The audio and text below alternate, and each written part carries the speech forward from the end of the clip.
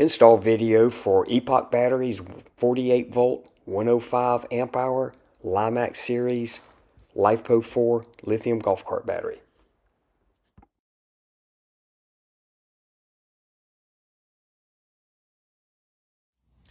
Alright guys, so this is how your Epoch battery is going to be delivered. It's going to be 4 boxes. Alright guys, so that's what the battery looks like when I unwrapped it. Very nice looking battery, looks really sturdy. Alright, the golf cart we're working with today is a 2019 Club Car Tempo. This one just happened to just come off the golf course, so yours may have a back seat, headlights, some other stuff. But alright, as we get ready to hose this out, I'm also going to go ahead and remove the floor mat. And on the precedents, this little retaining ring, you'll need to get a pick, push it in the hole right there, and pull the handle to the inside, and it just pops it right out. So do both sides and just pull it right out, and then your ring comes right off. So obviously save that. Take 4 of these T30s out, 2 on each side, and then the floor mat should roll over the pedal assembly and come out, and we're going to take that kick panel off. All right, the next step, we need to take these 3 T30s out. Again, I'm going to use my pick again, and can you see all that sand in there? If you just take it, wiggle it around, it'll get the sand out of there. These are really bad about the sand. If you don't do this, it's a good chance you can round it off. Don't create yourself some problems. So let's go to the other side and do the same. And then I'm going to take these 3 off. I also need to take these 4 T30s off. You've got 2 in the front, 2 in the rear, and that way the body can lift up about a ½ inch, and we can take this panel off and get all this sand out of there. This is your parking brake adjuster cover, I guess you'd call it. There's going to be a little push pin that you can use your door panel tool on. But if you just grab your finger in it and pull it, it generally come right out. So now we're going to get out our supplied hardware. These little J-hooks. These J-hooks will go right here in the center slot of the battery bracket. So the battery bracket will mount here, and those J-hooks will be connected to both of those slots. And your battery will be sitting like that. So to remove the key switch panel, there's 2 Torx 30s, 1 on each corner. And then there's a Torx 15 up here that'll hold it, just those 3 bolts, and it will come off. Then we'll be ready to mount our meter, run our wiring harness right there, and our on-off switch. So now that we have the bracket mounted, the next step is to move on to mount your voltage reducer. If you look where the harness comes into it, it kind of covers that hole. So you can't really get a screwdriver on there to mount that in there. So you're going to need 3 screws, 1 there, 2 on the bottom, and I like to mount them right here. So the next step we're going to do is we're going to remove this charging port and install the new charging port. Now this charging port has Phillips head screws. Some of your earlier precedents may have a T10 or T15 Torx. Next step, we need to remove this run toe plate. And again, that is a T30. Let's remove. So now I want to find the harness, which is right here. And this is very common. You'll see a zip tie. It looks like that was already broken. But there's a zip tie that holds all these wires into this loop on this run toe plate. So, and there's another zip tie right here that you need to cut. Get it out the way. So, and here is a blue wire. And this is, I think this is part of your interlock when you've got the charging cord plugged up. But it's a little bullet connector there. Just pull it loose. Don't worry about that one. That one can remain loose. And your other 2 wires, your red one with your fuse goes right here on your solenoid. That is a ½ inch. So I'm going to take that loose, remove that. And the other side, also, that is a Yeah, I think that's a 13 millimeter or a 1/2 inch. We're going to take that bolt loose, which is the black wire. Now to do that, unplug this 4-pin and you can get right to it. Real super simple. So remove that and then put it right back. All right, once you drop the battery in there, I'm using just a very long Phillips head screwdriver. I am going to put a socket and an extension on there, but once you get it, pretty close to the bottom, get it started. And there's actually pretty good room to reach your hand down there. So I don't foresee having a problem with that. I've also got them tight on this side. So once you get them started pretty well, yep, those are almost all the way down. Now I'm going to try to shift the battery forward until it hits this little plastic. You see I've got about a 1/2 inch there. The reason for that is I want to give myself as much room as possible for this run tow switch when we use it in case you needed to push the cart. So I'm going to shift that forward, and then I'm going to find me a 1/2 inch or 13 millimeter. 13 millimeter seems to be working better, and snug those on down. Next, we're going to take the key switch panel off. You've got 2 T30 screws, 1 on each corner, and then a T15 at the top. All right, so next we're going to take our meter. We're going to take the bracket off the back. That is a 7 millimeter.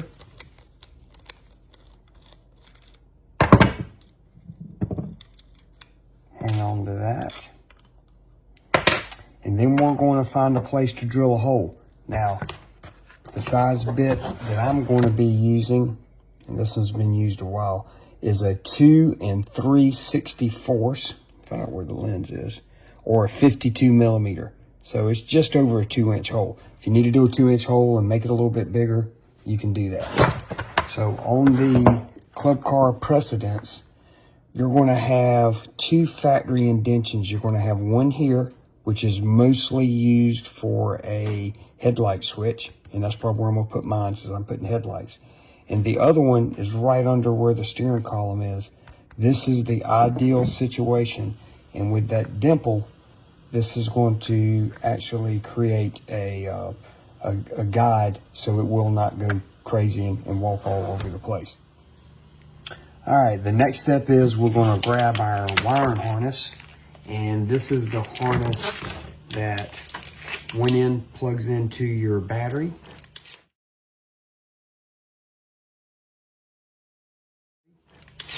And the other end is going to have 2 pigtails. One's going to be the connector for our battery meter. The other side is going to have an on-off button. So I'm going to push the little tab, unplug this, and that's the switch that we're going to be working with. Unscrew the little locking nut, get it out the way. And we've got to find a place we're going to put it. So I'm not going to put it there with that indentation because that's where my headlight switch is going to go. So I'm going to move it over here somewhere. So the size that is a 3/4. So I'm using this paddle bit. Be very careful with paddle bits. They will walk on you. So we're going to, I'm going to put it right about here.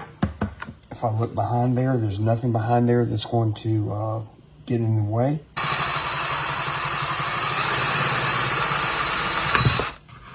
And there it goes. And it did work that way. So I like starting in the back, get your hole started. Now I'll be able to put my on-off button in there. There you go. So we'll take our nut, run it in. Did is 7/8.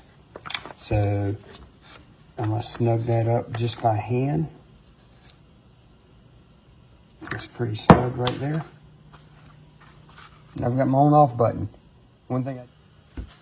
All right, at this point, I'm going to go ahead and take my voltage reducer harness and go ahead and plug it into my voltage reducer. Now I'm going to take my main harness. I I know this end plugs in right here to the battery. And if you notice, it does have a little spring-loaded lock. And there is a lock. It's at about a 1 o'clock position. So I'm just gonna, all those pins, I'm just gonna kind of wiggle it a little bit, make sure it's going in straight. Pull my lock up, push in my weather seal, and that is good. So take the other end, and I'm gonna have 2 pigtails there. One is for my meter, and the other is for my on-off switch. And let's push it through this hole. All right, so now the goal is to run both of these wires up to my dash. Now I need to run my trigger wire, and I'm gonna utilize this other small channel. Now some of your early model club car precedents may not have this channel, so you may have to put it all in one channel. But when we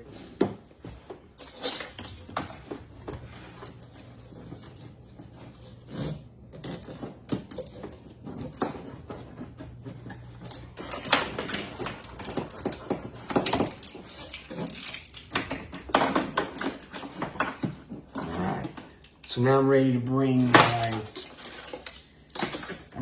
my key panel, and let's go ahead and wire that up. So the next step I'm gonna do is I'm gonna take my trigger wire, which I've got a lot of excess wire, and I'm gonna estimate on this little cutout, that's where your ignition switch is. I need about that much wire. So I'm gonna go ahead and cut that off, discard what's left over. I'm gonna pull that orange wire out, maybe clip some of this sheathing away. And this is gonna be one part also that is not included in the kit. I like to use these, I'm not sure what they actually call them, add a circuit, add a link, but you can see it's a female with a male on the end of it. So the wire that you want to plug this to, which would be what they call the switched wire, when the battery is on and the run tow switch is on, the green wire is hot all the time. The blue wire is only hot when you turn the key switch. So I want this to be on the blue wire. So I'll show you how all that wires up. Then I'm gonna take this blue wire, which is behind the key panel, wiggle it just a little bit, make sure I don't damage it. Then I'm gonna take that little adder circuit that I talked about, I'm gonna use it, and then I'm gonna take the blue one and add it to the extra probe. So now the blue will get the same signal when you cut the key switch on, it'll give juice to the blue wire. I'm gonna plug it up. Then I'm gonna take the red connector with a little squeeze tab, and I can see where it was on the side, and hook it up to my on-off switch. So I've got it hooked up. Now I need to tuck all these wires in there, and don't forget to plug up your main harness. That main harness is what the key switch goes to, is what the battery meter used to go to, your reverse buzzer, and your diagnostic port. So we need to hook that up.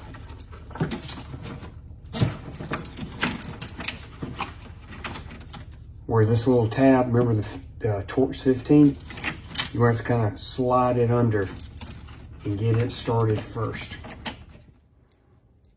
All right, so it's time to mount the battery charger. So I am going to mount it over here. So I am going to mount it, I guess, for the horizontal tabs. It does have vertical tabs also. There's really, with this trough, there's no way for me to get a solid mount, so I'm gonna mount it this way. And there's about that much gap on the sidewall, so I've got plenty of space. Again, this hardware is not included. I'm using 5/16 self-tappers with a little 5/16 driver. So I'm gonna go ahead and mount this. It's not going anywhere. Obviously, mount it with the fan out. You want to get as much cooling as possible. Good thing about the trays or the tubs in these Club Car Presidents, they've got holes everywhere for drainage. If water was to splash, it's going to drain straight out. So before I start the wire management, I'm going to make sure that the golf cart battery is off.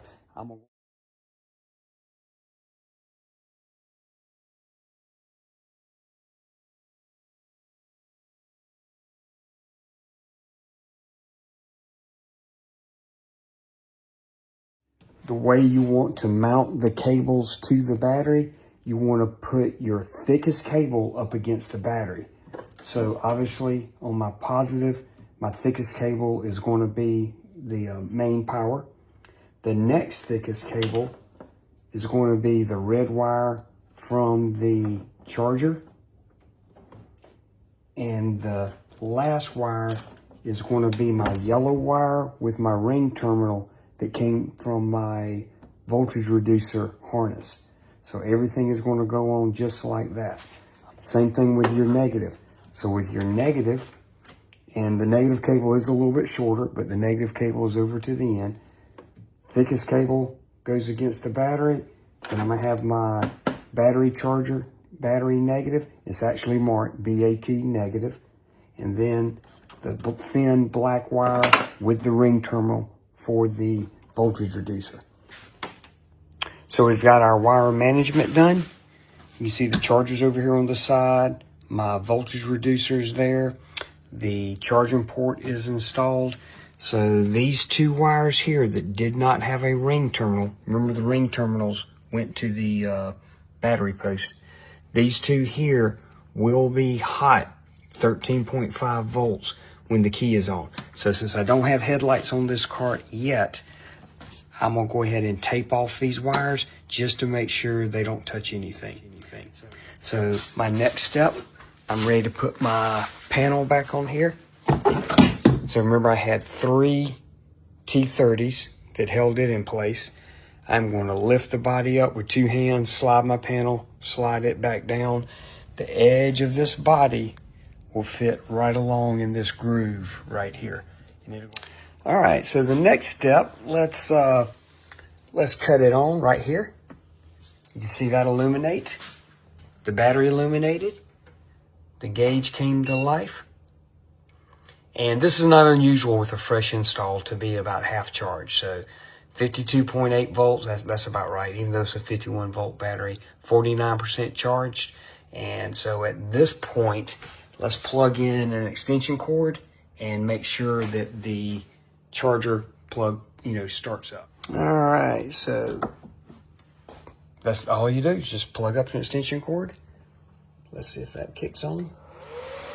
That's a good sign. Now let's look at our gauge. If you look at the very bottom, it's going to tell you amps, 4.7 amps, and that's probably going to climb. Yep, 6, 10, 13, and I think these are 15 amp chargers, so that's about right. So I'm gonna let it charge up. It's always a good idea to, on lithium batteries, to give them a good 100% charge before you go out there and test drive it. So, turned out.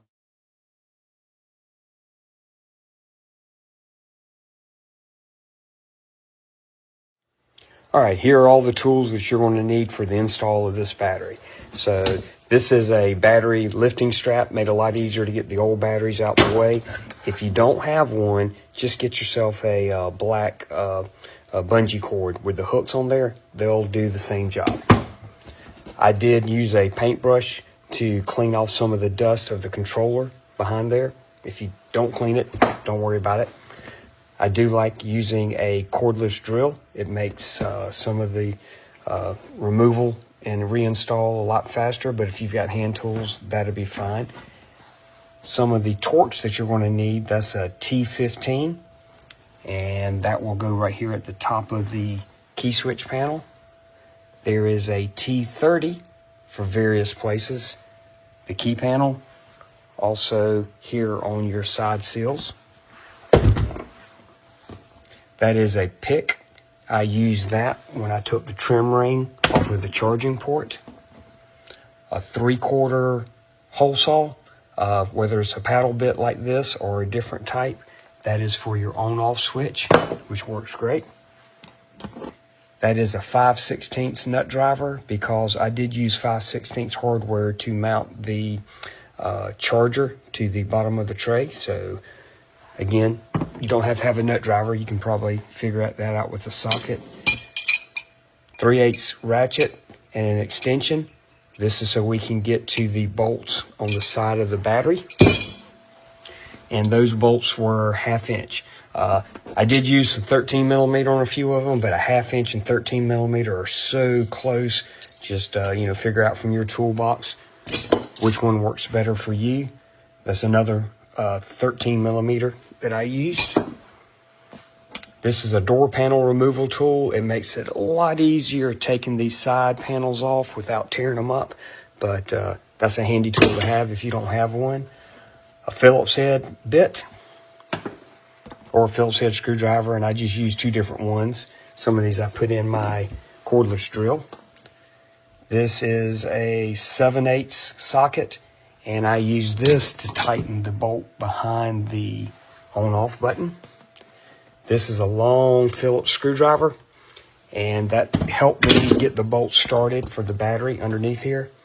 A wire toothbrush. If you don't have some of these, get some of these off Amazon. They're cheap. They're good to clean up your cables for connections. Wire cutter, crimper.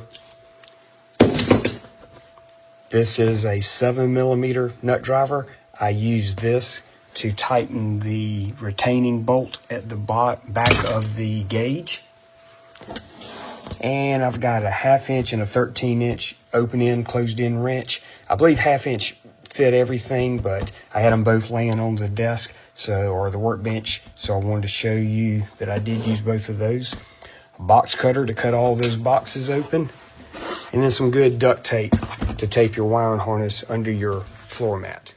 What is not included in the kit is some hardware to mount your charger,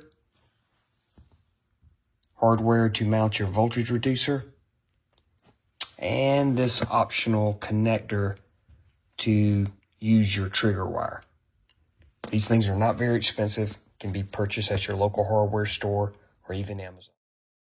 This concludes the install video. If any questions, feel free to reach out.